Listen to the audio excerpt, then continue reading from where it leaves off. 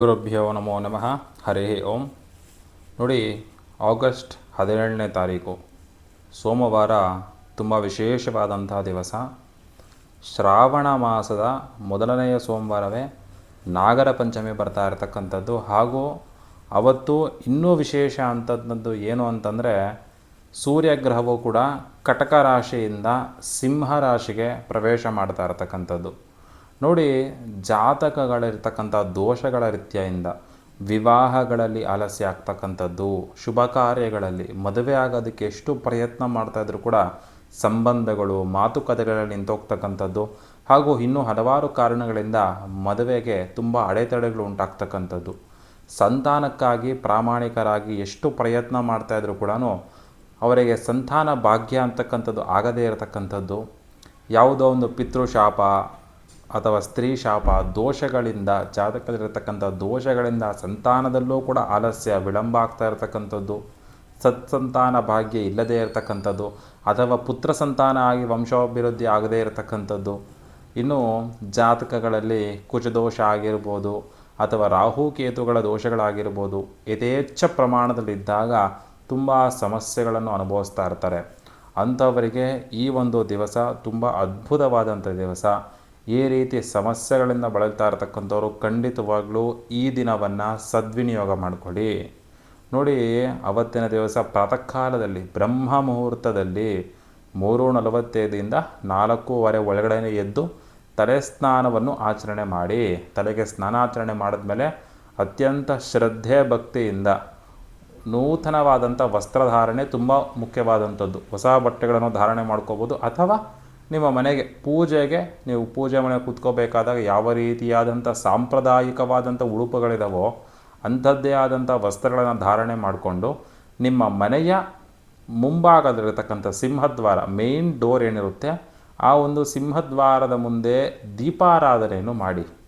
ದೀಪ ಹಚ್ಚಿದ ನಂತರ ಶ್ರದ್ಧೆಯಿಂದ ಆ ಒಂದು ನಿಮ್ಮ ಮನೆ ಬಾಗಿಲಿಗೆ ಅರಿಶಿಣ, ಕುಂಕುಮ, ಗಂಧ ಎಲ್ಲ ಸಮರ್ಪಣೆ ಮಾಡಿ, ಹೂವನ್ನು ಸಮರ್ಪಣೆ ಮಾಡಿ, ಧೂಪ ಅಂದರೆ ಅಗರಬತ್ತಿನ ತೋರಿಸಿ ಆ ಒಂದು ದ್ವಾರದಲ್ಲಿ ದ್ವಾರ ಮಹಾಲಕ್ಷ್ಮಿಯ ನೆಲೆಯಾಗಿರುತ್ತೆ.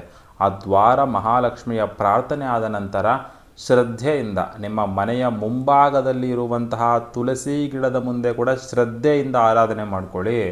ಅಪಾರವಾದಂಥ ನಂಬಿಕೆಯಿಂದ ಆ ತುಳಸಿ ಗಿಡದಲ್ಲಿ ಶ್ರೀ ಮಹಾವಿಷ್ಣುವು ಶ್ರೀ ಮಹಾಲಕ್ಷ್ಮಿಯು ನಿವಾಸರಾಗಿದ್ದಾರೆ ಅಂತಕ್ಕಂಥ ಭಾವನೆಯಲ್ಲಿ ಅವರಿಗೆ ದೀಪಾರಾಧನೆ ಅಂತಕ್ಕಂಥದ್ದನ್ನು ಮಾಡಿ, ದೀಪವನ್ನು ಹಚ್ಚಿ ಧೂಪ ಅಗರಬತ್ತಿಯನ್ನು ತೋರಿಸಿ, ನೈವೇದ್ಯಕ್ಕಾಗಿ ಹಸಿ ಹಾಲು ಅಥವಾ ಬೆಲ್ಲದ ಅಚ್ಚು ಏನಾದರೂ ಸಮರ್ಪಣೆ ಮಾಡಿ ಕೃತಜ್ಞತೆ ಭಾವನೆಯನ್ನು ನಮಸ್ಕಾರ ಮಾಡಿಕೊಂಡು ಅನಂತರ ನಿಮ್ಮ ಮನೆ ದೇವರ ಪೂಜೆಯನ್ನು ಮಾಡಿಕೊಳ್ಳಿ. ನಿಮ್ಮ ಕುಲದೇವತೆ, ನಿಮ್ಮ ಮನೆ ದೇವರು ಲಕ್ಷ್ಮೀ ವೆಂಕಟೇಶ್ವರ ಸ್ವಾಮಿ ಆಗಿದ್ದರೆ ನಿಮ್ಮ ಮನೆಯಲ್ಲಿರ್ತಕ್ಕಂಥ ಲಕ್ಷ್ಮೀ ವೆಂಕಟೇಶ್ವರ ಸ್ವಾಮಿ ಚಿತ್ರಪಟದ ಮುಂದೆ ಕೂಡ, ಅಥವಾ ನಿಮ್ಮ ದೇವರ ಕೋಣೆಯಲ್ಲಿರ್ತಕ್ಕಂತಹ ದೀಪಗಳನ್ನು ಹಚ್ಚಿ ಅನಂತರ ಕೈಯಲ್ಲಿ ಹೂವು ಅಕ್ಷತೆಯನ್ನು ಇಟ್ಕೊಂಡು ಈ ರೀತಿ ನಾಗರ ಪಂಚಮಿಯ ದಿನ, ಈ ವಿಶೇಷವಾದಂಥ ದಿವಸ ನಾನು ವ್ರತವನ್ನು ಆಚರಣೆ ಮಾಡ್ತೇನೆ, ನನಗೆ ಸತ್ಸಂತಾನ ಭಾಗ್ಯ ಆಗಬೇಕು, ವಿವಾಹ ಆಗಬೇಕು, ಜಾತಕದಲ್ಲಿರ್ತಕ್ಕಂಥ ದೋಷ ಪ್ರಮಾಣಗಳು ಕಮ್ಮಿ ಆಗಬೇಕು ಅಂತಕ್ಕಂಥ ಸಂಕಲ್ಪವನ್ನು ಮಾಡಿಕೊಂಡು ಮನೆ ದೇವರ ಪೂಜೆಯನ್ನು ಮಾಡಿಕೊಳ್ಳಿ. ನಿಮ್ಮ ಮನೆ ದೇವರ ಚಿತ್ರಪಟ ಅಥವಾ ವಿಗ್ರಹ ನಿಮ್ಮ ಮನೆಯಲ್ಲಿದ್ದರೆ ಆ ವಿಗ್ರಹ ಹಾಗೂ ಚಿತ್ರಪಟಕ್ಕೆ ದಿವ್ಯ ಪರಿಮಳವಾದಂತಹ ಗಂಧ, ಕುಂಕುಮ, ತುಳಸಿ ದಳ, ಪುಷ್ಪಮಾಲಿಕೆ, ಹೂವು, ಅಕ್ಷತೆ ಇತ್ಯಾದಿಗಳನ್ನು ಸಮರ್ಪಣೆ ಮಾಡಿ, ನೈವೇದ್ಯವನ್ನು ಸಮರ್ಪಣೆ ಮಾಡಿ, ಕೃತಜ್ಞತೆಯ ಭಾವನೆಯನ್ನು ಒಂದು ಹಾರತಿಯನ್ನು ಮಾಡಿಕೊಂಡು ಅನಂತರ ನೀವು ದೇವಾಲಯಕ್ಕೆ ಹೋಗಿ ಈ ಪರಿಹಾರವನ್ನು ಆಚರಣೆ ಮಾಡಿದರೆ ಖಂಡಿತವಾಗ್ಲೂ ಅಪಾರವಾದಂಥ ದೈವಿಕವಾದಂಥ ರಕ್ಷಣೆ ಅಂತಕ್ಕಂಥದ್ದು ನಿಮಗಾಗುತ್ತೆ. ನೋಡಿ, ದೇವಾಲಯ ವಿಶೇಷವಾಗಿ ಶಿವನ ದೇವಾಲಯ ಆಗಿರ್ಬೋದು ಅಥವಾ ಸುಬ್ರಹ್ಮಣ್ಯ ಸ್ವಾಮಿ ದೇವಾಲಯಗಳಲ್ಲಿ ಸಾಮಾನ್ಯವಾಗಿ ನಮಗೆ ನಾಗರಕಟ್ಟೆ ಕಂಡುಬರುತ್ತೆ. ಅಶ್ವತ್ಥಕಟ್ಟೆ ಮೇಲೆ 3 ರೀತಿಯಾದಂಥ ನಾಗ ಪ್ರತಿಮೆಗಳನ್ನು ಪ್ರತಿಷ್ಠಾಪನೆ ಮಾಡಿರ್ತಾರೆ. ಆ ರೀತಿ ನಾಗದೇವತೆಗಳು ನೆಲೆಯಾಗಿರುವಂತಹ ದೇವಾಲಯಕ್ಕೆ ಹೋಗಿ ಶ್ರದ್ಧೆಯಿಂದ ಭಕ್ತಿಯಿಂದ ಅವರಿಗೆ ನಮಸ್ಕಾರವನ್ನು ಮಾಡಿಕೊಳ್ಳಿ. ಸಾಷ್ಟಾಂಗ ನಮಸ್ಕಾರ, ಶಿರಸನ್ನು ಬಗ್ಗಿಸಿ ಅವರಿಗೆ ನಮಸ್ಕಾರವನ್ನು ಮಾಡ್ತಕ್ಕಂಥದ್ದು ಅತ್ಯಂತ ಪ್ರಮುಖವಾದಂಥದ್ದು. ನಮಸ್ಕಾರವಾದ ನಂತರ ಅದೇ ಕಟ್ಟೆಯ ಮೇಲಿರತಕ್ಕಂಥ ಅಶ್ವತ್ಥ ವೃಕ್ಷಕ್ಕೆ 3 ಪ್ರದಕ್ಷಿಣೆಗಳನ್ನು ಹಾಕಿ, ಆ ವೃಕ್ಷದಲ್ಲಿ ಮೂಲತೋ ಬ್ರಹ್ಮರೂಪಾಯ ಮಧ್ಯತೋ ವಿಷ್ಣು ರೂಪಿನೇ ಅಗ್ರತೋ ಶಿವರೂಪಾಯ ವೃಕ್ಷರಾಜಯತೆ ನಮಃ ಅಂತಾರೆ. ಮೂಲದಲ್ಲಿ ಇರ್ತಕ್ಕಂಥವರು ಬ್ರಹ್ಮ, ಮಧ್ಯದಲ್ಲಿರ್ತಕ್ಕಂತಹ ವಿಷ್ಣು, ಅಗ್ರದಲ್ಲಿರ್ತಕ್ಕಂತಹ ಶಿವನು ನನಗೆ ಅನುಗ್ರಹ ಮಾಡಬೇಕು ಅಂತಕ್ಕಂಥ ಪ್ರಾರ್ಥನೆಯನ್ನು ಮಾಡಿಕೊಂಡು ಆ ಅಶ್ವತ್ಥ ಕಟ್ಟೆಗೂ 3 ಪ್ರದಕ್ಷಿಣೆಗಳನ್ನು ಮಾಡಿ ಅನಂತರ ನಾಗದೇವತೆಗಳೇ ಪೂಜೆಯನ್ನು ಪ್ರಾರಂಭ ಮಾಡ್ತಕ್ಕಂಥದ್ದು. ನೋಡಿ, ಸತ್ಸಂತಾನ ಬೇಕು ಅಂತ ಇರ್ತಕ್ಕಂಥವ್ರು 3 ನಾಗದೇವತೆಗಳನ್ನು ಆರಾಧನೆ ಮಾಡ್ಕೊಳ್ಳಿ. ವಿವಾಹ ಆಲಸ್ಯ ಆಗ್ತಾ ಇರ್ತಕ್ಕಂಥವ್ರು ಆ 3 ನಾಗದೇವತೆಗಳಲ್ಲಿ ಎಡಗಡೆಗೆ ನಿಮಗೆ ಜೋಡಿ ನಾಗರಾವು, 2 ನಾಗರ ಒಂದೇ ಕಲ್ಲಿರುತ್ತೆ ನೋಡಿ, ಆಗ ನಾಗದೇವತೆಗೆ ಆರಾಧನೆ ಮಾಡೋದ್ರಿಂದ ಶೀಘ್ರವಾಗಿ ವಿವಾಹ ಭಾಗ್ಯ ಅಂತಕ್ಕಂಥದ್ದು ಅನುಗ್ರಹ ಆಗುತ್ತೆ. ಅದು ಕೂಡ ಹೇಗೆ ಅಂತಂದರೆ, ಯಾವ ರೀತಿ ಜೋಡಿ ನಾಗರವಿರುತ್ತೋ ಅದೇ ರೀತಿ ನಿಮ್ಮ ಜೊತೆಗೆ ಚೆನ್ನಾಗಿ ಹೊಂದಾಣಿಕೆ ಮಾಡ್ಕೊಂಡು ಹೋಗುವಂಥವರು, ಅನ್ಯೋನ್ಯತೆಯಿಂದ ಇರತಕ್ಕಂಥವ್ರು, ಚೆನ್ನಾಗಿ ಕೋಆರ್ಡಿನೇಷನಿಂದ ಜೀವನವನ್ನು ಮಾಡುವಂತಹ ಸಂಗಾತಿ ನಿಮಗೆ ಪ್ರಾಪ್ತಿಯಾಗ್ತಾರೆ. ಇದರಲ್ಲಿ ಯಾವುದೇ ರೀತಿಯಾದ ಸಂಶಯ ಬೇಡ. ಭಕ್ತಿಯಿಂದ ಶ್ರದ್ಧೆಯಿಂದ ಆರಾಧನೆ ಅಂತಕ್ಕಂಥದ್ದನ್ನು ಮಾಡ್ಕೊಳ್ಳಿ. ಪ್ರಥಮವಾಗಿ ನೀರಿನಲ್ಲಿ ಅಭಿಷೇಕವನ್ನು ಮಾಡಿಕೊಂಡ ನಂತರ ಹಾಲಿನಲ್ಲಿ ಸ್ವಲ್ಪ ತುಪ್ಪವನ್ನು ಬೆರೆಸಿ ಅಭಿಷೇಕ ಮಾಡಿಕೊಳ್ಳಿ. ಶ್ರದ್ಧೆಯಿಂದ ನಮಸ್ಕಾರ ಮಾಡಿಕೊಂಡು ನಿಮ್ಮ ಗೋತ್ರನಾಮಗಳನ್ನು ಹೇಳ್ಕೊಂಡು ನಿಮ್ಮ ಸಮಸ್ಯೆಗಳು ಶೀಘ್ರವಾಗಿ ಬಗೆಹರಿಬೇಕು.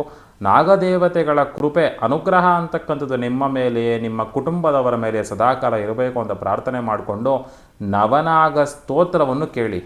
ನವನಾಗ ಸ್ತೋತ್ರ ನಿಮಗೆ ಯೂಟ್ಯೂಬಲ್ಲಿ, ಸ್ತೋತ್ರಮಾಲ ಆ್ಯಪಲ್ಲಿ, ವೆಬ್ಸೈಟಲ್ಲೆಲ್ಲ ಸಿಗುತ್ತೆ. ಆ ನವನಾಗ ಸ್ತೋತ್ರವನ್ನು ಶ್ರದ್ಧೆಯಿಂದ ಕೇಳಿ ಅಥವಾ ಪಠನೆ ಮಾಡಿ. ಪಠನೆ ಮಾಡಿದ್ರೂ ಕೂಡ ಒಳ್ಳೆಯ ಫಲಿತಗಳು ಅಂತಕ್ಕಂಥದ್ದು ನಿಮಗೆ ಅನುಗ್ರಹ ಆಗ್ತಕ್ಕಂಥದ್ದು. ಅನಂತರ ನಾಗದೇವತೆಗಳಿಗೆ ಫಲಪಂಚಾಮೃತಗಳಿಂದ ಅಭಿಷೇಕ ಮಾಡ್ಕೊಳ್ಳಿ. ಹಾಲು, ಮೊಸರು, ತುಪ್ಪ, ಜೇನುತುಪ್ಪ, ಸಕ್ಕರೆ, ಫಲೋದಕ ಅಂದರೆ ಹಣ್ಣನ್ನು ಕೂಡ ಸಮರ್ಪಣೆ ಅಂತಕ್ಕಂಥದ್ದನ್ನು ಮಾಡಿ ಅಭಿಷೇಕ ಮಾಡಿಕೊಳ್ಳಿ. ಅಭಿಷೇಕವಾದ ನಂತರ ಶ್ರದ್ಧೆಯಿಂದ ನೀರಲ್ಲಿ ನೀಟಾಗಿ ತೊಳೆದ ನಂತರ ನೀವು ಅರಿಶಿಣ, ಕುಂಕುಮ, ಗಂಧ, ಪುಷ್ಪಮಾಲಿಕೆ, ಹೂವನ್ನು ಸಮರ್ಪಣೆ ಮಾಡಿ ಅವರಿಗೆ ನೈವೇದ್ಯವಾಗಿ ವೀಳ್ಯದೆಲೆ, ಅಡಿಕೆ, ಬಾಳೆಹಣ್ಣು, ತೆಂಗಿನಕಾಯಿ ಈ ರೀತಿಯಾದಂತಹ ಸಾತ್ವಿಕ ಪದಾರ್ಥಗಳನ್ನು ಅಥವಾ ಹಾಲಿನಲ್ಲಿ ಮಾಡಿರ್ತಕ್ಕಂಥ ಪದಾರ್ಥಗಳನ್ನು ಕೂಡ ನೀವು ನೈವೇದ್ಯವಾಗಿ ಸಮರ್ಪಣೆ ಅಂತಕ್ಕಂಥದ್ದು ಮಾಡ್ಬೋದು. ನೈವೇದ್ಯ ಸಮರ್ಪಣೆ ಮಾಡಿದ ನಂತರ ಕೃತಜ್ಞತೆ ಭಾವನೆಯಿಂದ ಕರ್ಪೂರ ಹಾರತಿಯನ್ನು ಮಾಡಿ ಆ ನಾಗದೇವತೆಗಳಿಗೆ 3 ಪ್ರದಕ್ಷಿಣೆಗಳನ್ನು ಮಾಡ್ಕೊಳ್ಳಿ. ಖಂಡಿತವಾಗಲೂ ಅಪಾರವಾದಂತಹ ನಾಗದೇವತೆಯ ಅನುಗ್ರಹ ಅಂತಕ್ಕಂಥದ್ದು ನಿಮ್ಮ ಮೇಲಾಗುತ್ತೆ. ಸಾಧ್ಯವಾದರೆ ಅವತ್ತಿನ ದಿವಸ ಪೂಜೆಯಾಗುವವರೆಗೂ ನೀವು ಉಪವಾಸವನ್ನು ಆಚರಣೆ ಮಾಡಿ ಖಂಡಿತವಾಗಲೂ ಭಗವಂತನ ಅನುಗ್ರಹ ಅಂತಕ್ಕಂಥದ್ದಾಗುತ್ತೆ.